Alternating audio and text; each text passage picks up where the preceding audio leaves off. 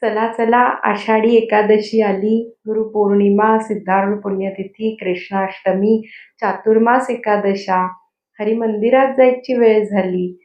आपल्या मुलांच्या उज्ज्वल भविष्यासाठी आपण जसं त्यांना शाळेत पाठवतो, अगदी तसं ज्याला कायमचं सुख समाधान हवं असेल, त्याने गुरूंची आज्ञा पालन करत, दुर्गुणांना घालवून, पाप जाळण्याच्या शाळेत म्हणजे हरिमंदिरात म्हणजे दरबारात म्हणजे जवळच्या शाखेत जाणं अतिशय गरजेचं आहे.